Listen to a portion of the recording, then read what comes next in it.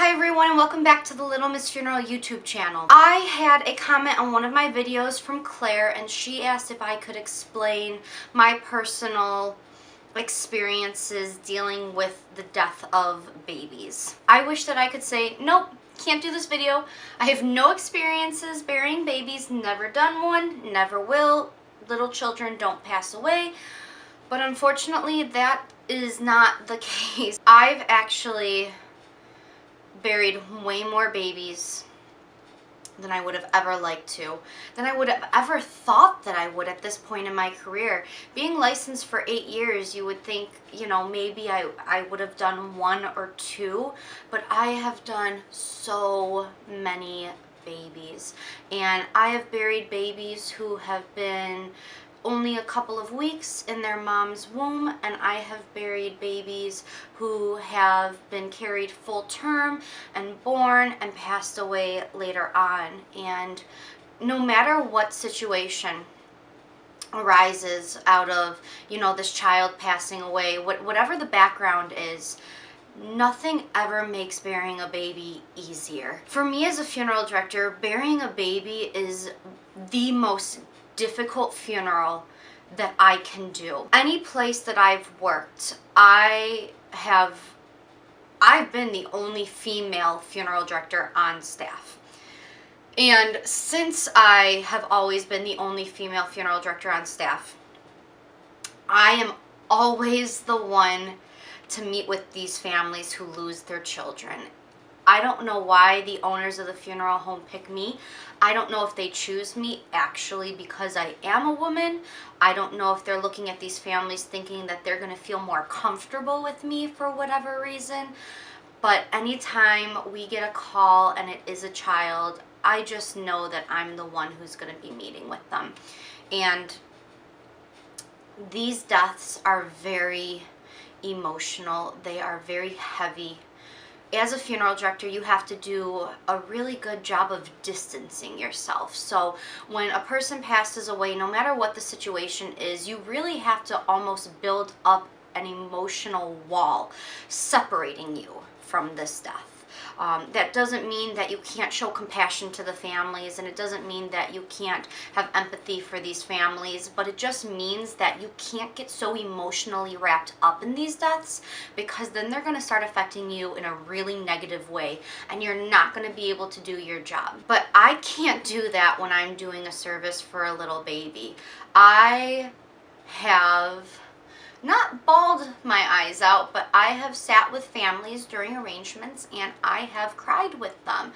And it's because these deaths don't make sense. There's never, any sort of justification that you can give for why a parent loses a child and loses a baby. And these deaths suck. They are so hard for everybody involved. I have gone to hospitals, into the physical rooms where these mothers have delivered and picked up their children from these rooms. I've picked up babies from a morgue. I have done so many different kinds of transfers with babies, and no matter what the situation is, coming back with these children to the funeral home, it's like if somebody's with you, you don't talk. If I'm with an associate or another funeral director, the drive back to the funeral home is silent. There's nothing that we can ever say that's gonna make these situations okay. The hardest part for me is actually looking at the babies, because the babies are always so perfect. It's kind of like overwhelming at how much certain deaths can affect you as a professional and as a funeral director, but there's a lot out there that do, and these ones, like I said, just kind of really, I carry these children very close to my heart, and I think, that's something that I'm going to carry with me for the rest of my life, is all of these children and babies that I've done services of. These babies they look like little angels. I mean, there's no other way to say it. I mean, I've seen babies that were only a couple of weeks, in the grand scheme of things, like 18 weeks, and their mom had a miscarriage with them, and those babies are so tiny, but they look like a baby still. They're just so small, but they're still so perfect, you know. And no matter what a family chooses, burial or cremation for their children, you know, it's difficult no matter what. At deaths like these, I have a couple of different ministers within my community that I always recommend to these families. I have a couple, like, you know how there's certain deaths that happen where there's just nothing that you can say to make a situation right? Well, I have a couple of clergy members and ministers where what they say to these families when they lose children, it's not like they're making the situation better, but it's like they just received this gift from above to be able to provide comforting words to these families. And I don't know how they do it, because I'm sitting in the corner like bawling myself, and these ministers, they just kind of know what to say to bring a little bit of peace back to the family. It's hard. These deaths are just, they're really difficult to get through. When I come home after work on days when I've done babies, I'm just in a bad mood. And there's nothing that my husband can say, there's nothing that anybody can say that's going to get me out of that mood. It's just, there's a lot of stuff in life that doesn't make sense, and this is one of those things. So I come home and I'm just grumpy, and I don't want to really talk to anybody, and it's hard.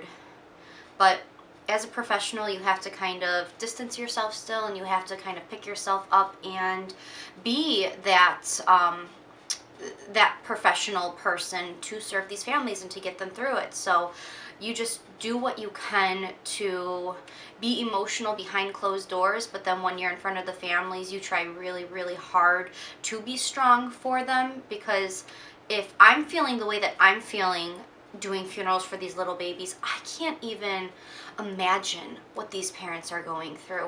I have blogged a lot about my past with serving families where babies have died. I am going to include those links in the description bar below.